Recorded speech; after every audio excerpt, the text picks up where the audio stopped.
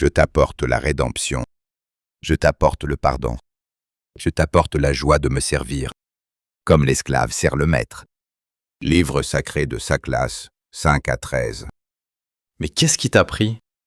Le général Senmout était entré comme une furie dans la cabine où Kinya s'était réfugiée après l'incident. Il l'avait trouvée assise par terre, boudeuse, affûtant distraitement son épée. « Tu n'es ni mon père ni mon frère, tu me parles autrement. » répondit-elle sans lever les yeux. Que je te parle autre ? Non, mais ça ne va pas ? Senmout était à bout de nerfs.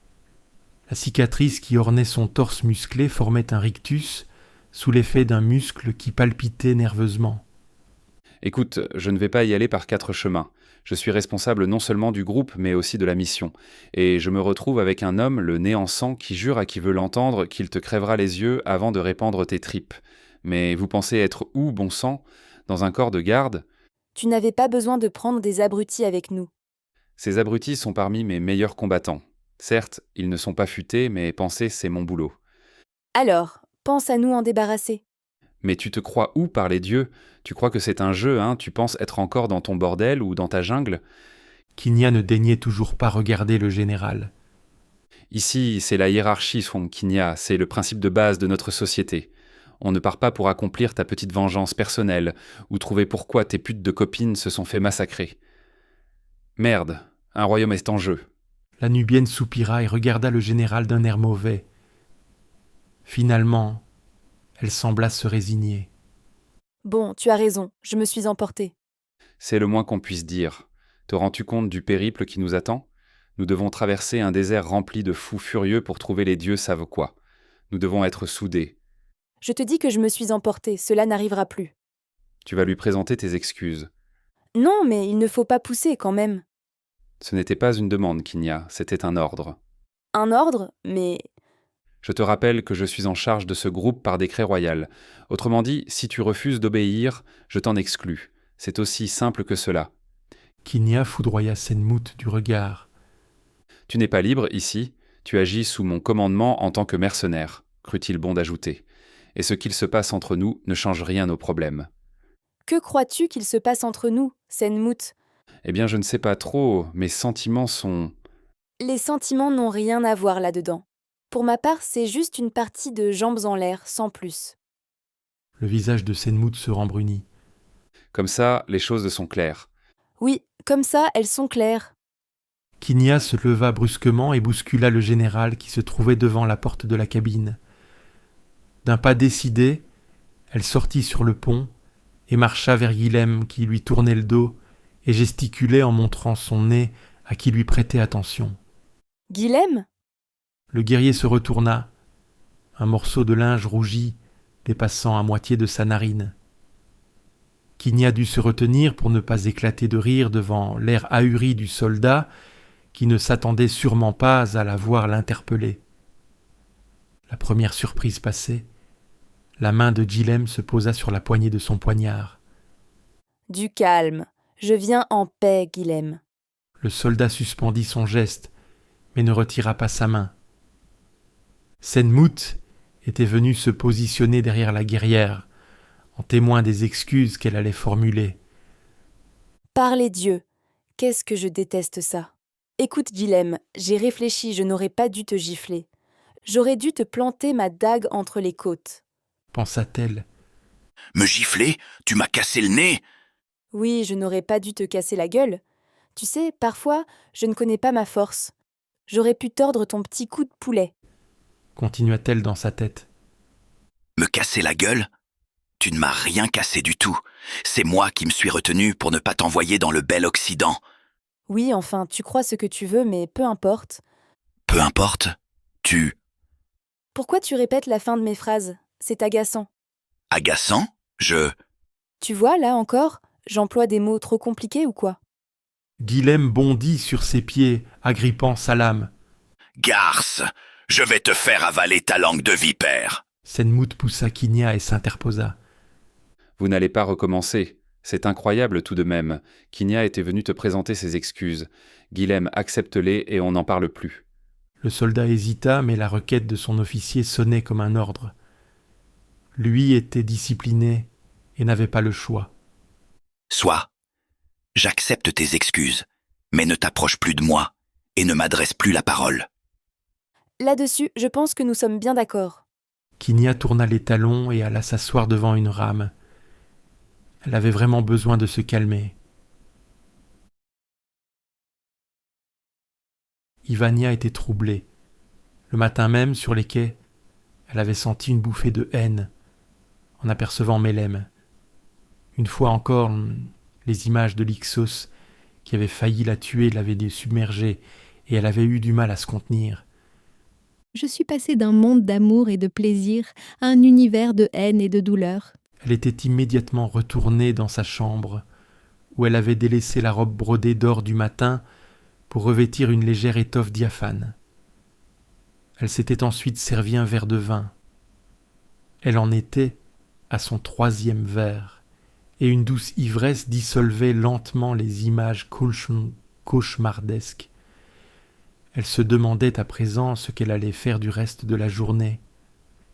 Terminer la carafe du breuvage Grenat et s'écrouler sur sa couche était une option fort envisageable.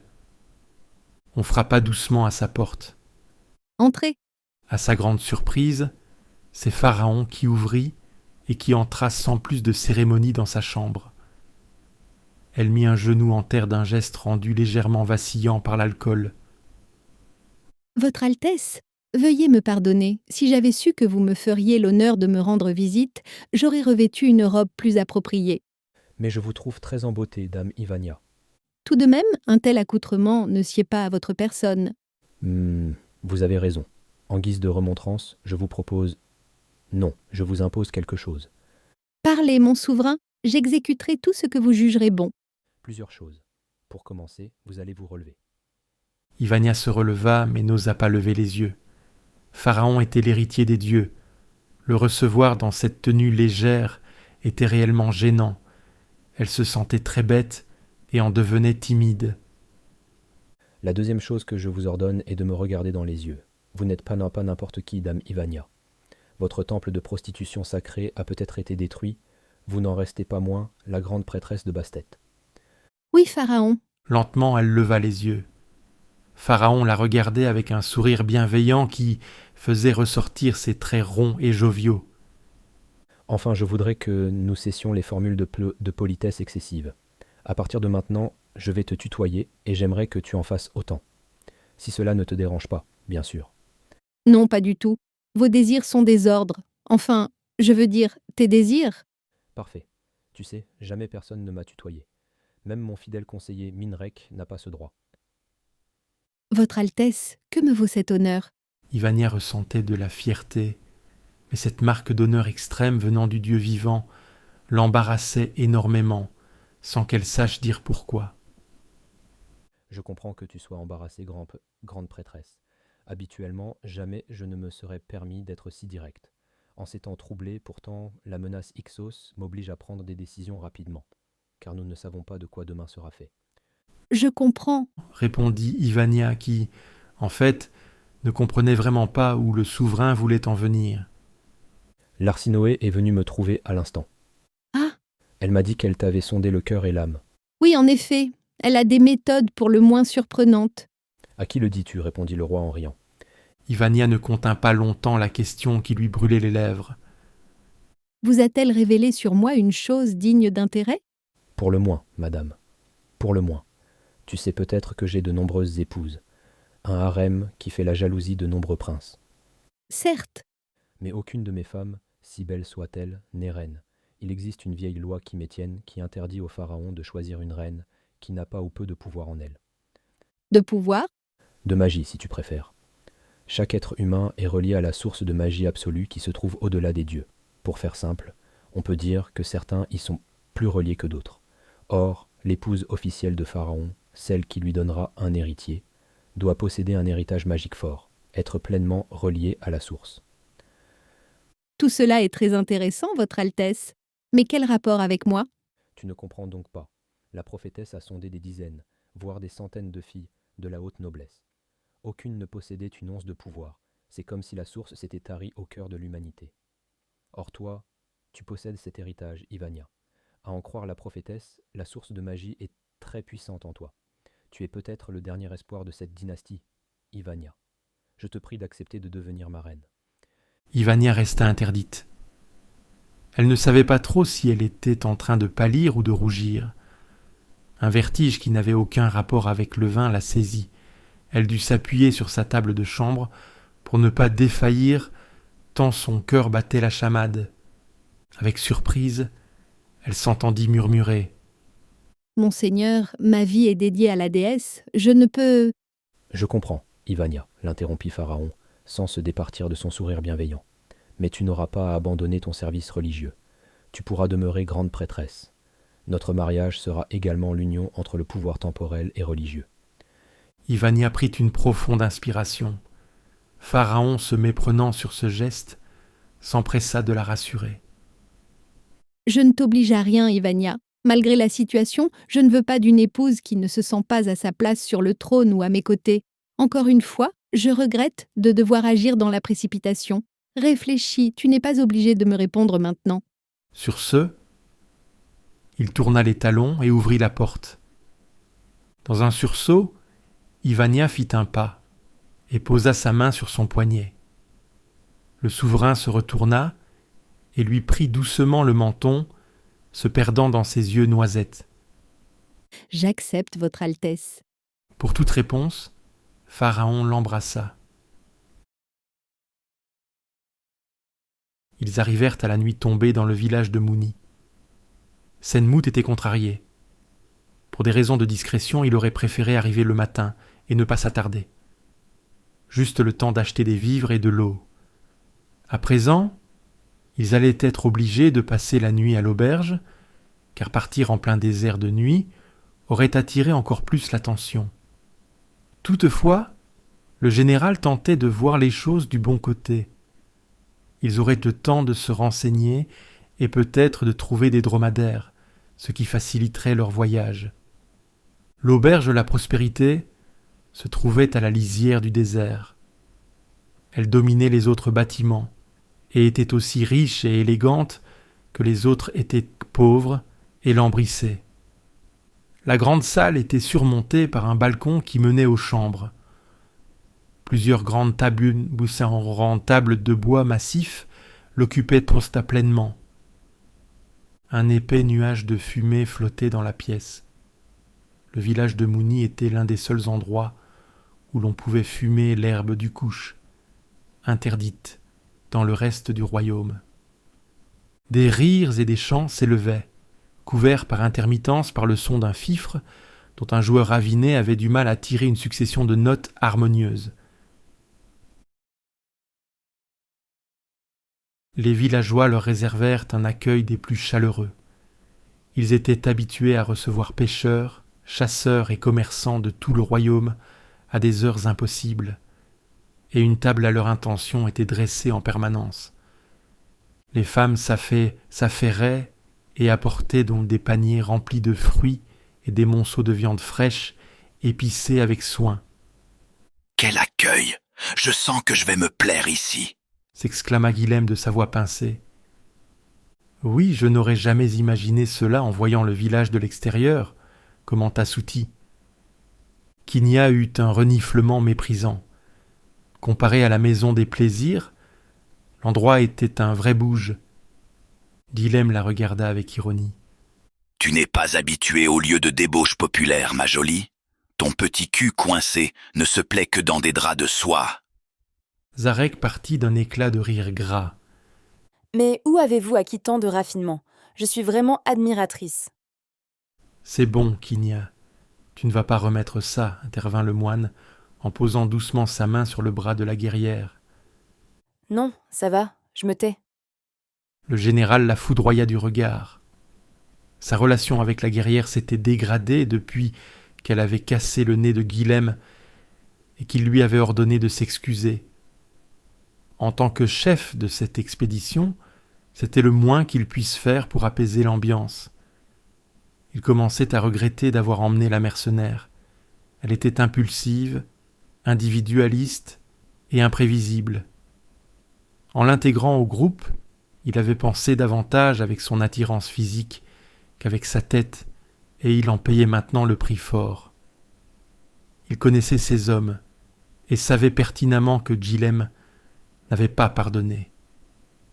Il avait tout simplement suivi les ordres de son chef et mis sa rancœur de côté. Mais tôt ou tard, il ferait en sorte que Kinya paie sa dette, de préférence en lui enfonçant quelques pouces d'acier dans les tripes. Senmout rapporta son attention sur le groupe.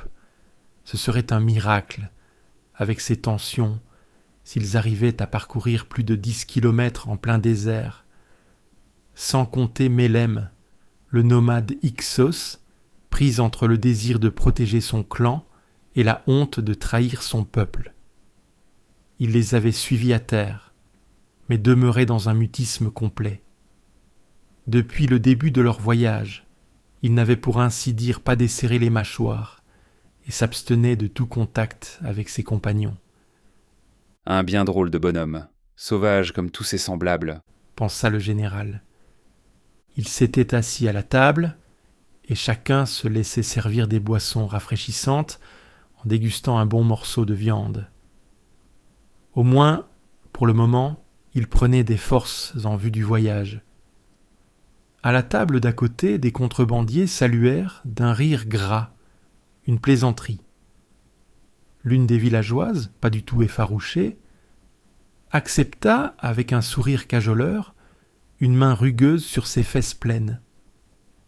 Senmout en éprouva tout de suite une certaine jalousie et se dit que finalement, une petite cajolerie lui permettrait d'évacuer les tensions du voyage sur le fleuve avant d'entamer le périple dans le désert.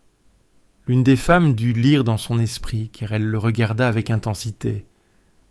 Senmout lui sourit, et elle lui adressa un petit clin d'œil suggestif. « Vous m'excuserez un instant. » Senmout repoussa le tabouret où il s'était assis et suivit la jeune femme qui déjà montait dans les chambres. Senmout se réveilla en sursaut. Il s'était tourné à la recherche de sa compagne. Dans un demi-sommeil, il avait trouvé le désir et l'énergie d'aller vers elle une fois de plus. Le début de la nuit avait été enfiévré et le général ne s'était jamais senti aussi bien. Peut-être était-ce pour lui une sorte de revanche sur la guerrière nubienne, qu'il avait laissé tomber pour se lancer dans une opération de charme auprès du moine Souti. À cette pensée, une bouffée de rage le submergea. Il était beaucoup plus jaloux qu'il ne voulait l'admettre. Le corps sculptural et plantureux de la guerrière était de loin le plus sensuel qu'il lui avait été donné de contempler. Il enrageait rien qu'à l'idée de devoir s'en séparer pour toujours ou qu'elle appartienne à un autre. Mais peut-être était-ce là le problème ? Contrairement à toutes les petites courtisanes soumises qu'il avait fréquentées jusque-là, la Nubienne n'appartenait à personne. Elle était aussi libre et sauvage qu'une tempête d'été. Elle n'appartenait qu'à elle-même, et lui n'avait pas su la retenir. Il en était là de ses amères réflexions, quand il remarqua que la prostituée n'était pas à sa place. Un bruit attira son attention. La nuit devait être tombée depuis longtemps et l'auberge était plongée dans un silence complet, ce qui faisait un étrange paradoxe avec les bruits nombreux qui l'habitaient encore lorsque le sommeil s'était emparé de lui. Pourtant, un étrange chuchotement perçait les ténèbres. Ses sens de guerrier en alerte, Senmout tendit l'oreille. Un léger cliquetis, suivi de bruits étouffés ressemblant à du bois que l'on déplace. Le général ne voyait vraiment pas de quoi il pouvait s'agir, mais son intuition lui disait qu'il se passait quelque chose et qu'il ne fallait pas se rendormir. Il passa rapidement son pagne et chercha son épée. Elle avait disparu. Étouffant un juron, il chercha la poignée de sa porte et l'ouvrit. Pour avoir entendu les grognements de plaisir de Zarek, il savait que ses compagnons logeaient, derrière les portes de part et d'autre du couloir. La porte du fond était celle qui menait au balcon intérieur de l'auberge. Son instinct lui hurlait que le danger était proche.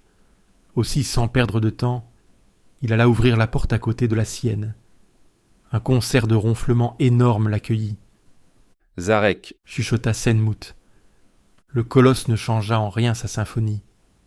Zarek, Toujours pas un signe de réveil. par les dieux, Zarek. » Cette fois, le général ponctua son intervention d'un coup de pied dans l'abdomen du géant. Celui-ci se réveilla en sursaut. « Hein? Quoi? Que? » Encore dans un demi-sommeil, Zarek chercha sa hache, mais elle avait aussi disparu. « Chut, c'est moi, lève-toi et en silence. » C'est vous, général? Excusez-moi, j'ai le sommeil lourd après avoir fait l'amour. Et cette fille qui devait monter la garde avec moi, elle a disparu, et à mes côtés. Ah, elle est partie. Mais où est ma hache? Lève-toi maintenant, quelque chose ne va pas. Ah bon? Zarek se leva et enfila son pagne. J'ai un mauvais pressentiment. Senmout était déjà dehors. La porte d'en face s'ouvrit sur Souti, qui avait allumé une lampe au beurre dans sa chambre. « Que se passe-t-il » demanda le moine sans montrer le moindre signe de fatigue. Senmout le considéra un instant avec dédain. Certes, le novice était particulièrement mince et musclé, une musculature sèche, pas comme la sienne, où certaines parties du corps étaient recouvertes de graisse. Mais quand même, qu'est-ce qui pouvait tant plaire à la fière guerrière? Le regard interrogatif du moine, ainsi que le sentiment d'urgence qui le tenaillait, le firent après sortir de son soliloque intérieur. « On a volé nos armes. » Quoi? Senmout n'eut pas le temps de répondre, car la porte qui menait à la salle s'ouvrit à la volée. Leur sang se glaça. Dans l'étroit couloir venait de pénétrer l'être le plus abject qui leur ait été donné de voir. Le haut du corps était celui d'un homme. Il leur semblait même l'avoir aperçu dans la cuisine de l'auberge, mais le bas était celui d'un scorpion. La jonction entre les deux était une horrible boursouflure purulente, comme si la transformation était imparfaite ou inachevée. Les traits de l'homme étaient déformés par une haine sans nom, dans laquelle se mêlait une douleur insoutenable. La souffrance devait faire partie du prix à payer pour ce corps immonde. La créature se jeta sur eux de tout le poids de son abdomen recroquevillé. Senmout, pétrifié d'horreur, se retrouva dessous, immobilisé par les pattes chitineuses. Il pouvait voir par-dessus l'épaule de l'abomination un dard noir se lever. Avec un juron, Zarek frappa de toutes ses forces, tandis que le poing de Souti s'abattait comme une masse sur la tempe du monstre. Celui-ci s'écroula raide mort, finissant d'immobiliser Senmout sous son poids. « Sortez-moi de là. » Le moine et le soldat déplacèrent la masse en prenant bien garde de ne pas toucher le dard empoisonné. Leurs compagnons sortirent de leurs chambres respectives. Mélem, qui était monté seul, portait sa hache dentelée, et Kinia, qui avait également préservé son arme, avait revêtu sa cotte de maille. Quant à Guilhem, sa porte ne s'ouvrit pas. Que se passe-t-il? J'aimerais le savoir, cette chose nous a sauté dessus. Il faut sortir d'ici, rapidement. Guilhem, grouille-toi. D'horribles hurlements se firent entendre dans l'aile où logeaient les caravaniers arrivés le soir même. Un juron terrible retentit, alors que Zarek ouvrait la porte de son ami Guilhem. Il se précipita dans la chambre et des cris s'ensuivirent. Tous se ruèrent et assistèrent à un spectacle horrible. Guilhem gisait dans son sang, la gorge et le crâne ouverts. La fille qui l'avait accompagné était penchée sur lui et puisait à pleine main dans sa boîte crânienne. Elle aussi avait subi une transformation. La partie antérieure de son corps ressemblait à un mélange de menthe religieuse et d'araignée. Sa bouche était déformée comme une mandibule, sur le pourtour de laquelle se trouvaient encore quelques morceaux de cerveau. Zarek tenta de frapper la créature de ses poings immenses, mais elle esquiva le coup avec une agilité stupéfiante. Dans un mouvement surnaturel, elle se jeta en arrière, contre le mur où elle resta suspendue, comme une araignée. Zarek tendit ses bras pour se saisir de la créature à la gorge, mais le monstre lui cracha un liquide verdâtre en plein visage. Le soldat porta sa main à son visage en hurlant de douleur. Le reste du groupe pénétra dans la chambre, mais eut du mal à se déployer à cause de l'exiguïté des lieux. La pièce où dormait Guilhem était la seule qui donnait sur l'extérieur et qui possédait une fenêtre. La créature grimpait lentement le long du mur, sans quitter ses adversaires du regard. Le lit se trouvait entre eux et constituait un obstacle de taille pour les deux camps. Pour les uns et les autres, passer à l'offensive aurait signifié s'exposer dangereusement. La femme insecte profita de cette trêve pour les invectiver avec une voix étrangement masculine. « Pauvre fou! Vous pensez vous dresser contre le Dieu unique, Saklas! Vous n'avez aucune chance! Il nous a donné sa bénédiction! Il nous a fait sublimer notre condition humaine! Vous êtes des esclaves à ses yeux, et vous allez mourir! » Les hurlements des caravaniers retentirent une fois de plus, comme pour ponctuer la déclaration de la créature. Puis l'auberge retomba dans le silence le plus complet, ne leur laissant aucune illusion sur le sort des malheureux. Kinia sortit de la chambre à reculons. Si tous les occupants de l'autre aile avaient succombé, cela voulait dire que leurs adversaires pouvaient maintenant les prendre à revers. Lorsqu'elle fut dehors, elle marcha rapidement vers la grande salle. La lumière de la lune y pénétrait, l'éclairant de ses rayons d'argent. Elle se trouvait sur le balcon qui la surplombait. En face d'elle se trouvait l'entrée de l'autre aile, où les marins avaient probablement trouvé la mort. Des silhouettes aux pattes innombrables sortirent du couloir à toute allure. Elles marchaient sur le balcon, sur les murs, sur le plafond. D'autres venaient au potonnet du bas et gravissaient les marches ou montaient par-dessous la balustrade. Le tout donnait une impression de masse grouillante parfaitement écœurante. « Dépêchez-vous d'en finir, on a d'autres invités. » Dans la chambre, la voix de Kinia fut comme un électrochoc. Senmout s'empara de l'épée de Guilhem et sauta à pieds joints sur le lit. Il donna un large coup du tranchant de l'épée Kopech en direction du monstre. Celui-ci cracha à nouveau dans sa direction, mais le rata. Toutefois, le coup du général ne porta pas, en raison du mouvement que ce dernier avait dû faire pour esquiver le jet de poison. Melem, profitant de cette action simultanée, lança sa hache en direction de la femme insecte. L'arme fendit l'air à toute vitesse et pénétra profondément dans la poitrine du monstre, qui resta pendu au mur comme un papillon sur l'établi d'un collectionneur. Le nomade retira son arme, non sans avoir exercé un mouvement tournant sur la poignée afin d'éliminer le dernier souffle de vie de la créature.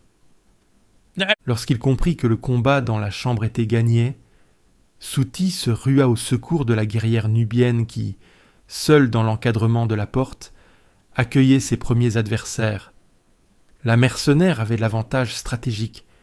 Les insectes humains, trop nombreux, se gênaient les uns les autres, tandis que ses flancs, à elle, étaient gardés par le chambranle. Le combat fut long et intense. Les insectes arrivaient à sans cesse.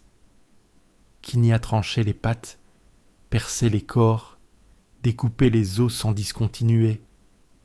Certaines attaques chitineuses parvinrent trop bien à passer sa garde, mais sans causer de réelles blessures. Lorsqu'elle commença à fatiguer, Melem la remplaça, puis ce fut au tour de Senmout. Souti ne pouvait leur être d'aucune aide. Ne maniant pas d'armes, il ne possédait pas l'allonge nécessaire pour profiter réellement de l'avantage de la position. Il mit ce temps à profit pour examiner et laver la blessure de Zarek. Le visage de celui-ci avait été brûlé par la salive du monstre qui semblait agir comme une espèce d'acide. La zone autour des yeux avait été touchée et présentait des boursouflures. Je ne vois plus rien. Calme-toi, dit doucement le moine. Je te lave avec de l'eau. Cela devrait calmer la douleur. Je pense que tu récupéreras bientôt la vue. Tu connais les manières pour calmer les esprits, hein? Mais non, ne t'inquiète pas. J'ai été formé à l'art de la guérison. Tu ne garderas pas de séquelles, répondit-il d'un ton qu'il aurait voulu plus assuré. Soudain, les hommes insectes se retirèrent vers la salle du bas, laissant une bonne dizaine des leurs sur le balcon. Ils battent en retraite. Personne ne laissa éclater sa joie, sachant pertinemment qu'il ne s'agissait que d'un répit, que bientôt les monstres reviendraient et qu'ils finiraient net par percer leur maigre défense. Chacun en profita pourtant pour calmer le stress et la peur ressentie. Tous étaient des guerriers confirmés, ayant affronté la mort lors de combats sans matetot, sans merci. Mais aucun n'était préparé à faire face à de telles horreurs. Un bruit de verre rompit le silence. La fenêtre. Elle se précipita dans la chambre de Gilem, juste à temps pour repousser un homme scorpion qui se hissait dans la pièce. Le monstre retomba vers l'extérieur, le torse transpercé. Mélème vint soutenir la Nubienne. Des bruits dans le couloir leur indiquaient que les combats y avaient repris de plus belle. Sur 2 fronts, leur chance de résister était mince, et les monstres continuaient d'affluer sans discontinuer. Avec horreur, Kinia comprit que tout le village devait avoir subi les horribles transformations.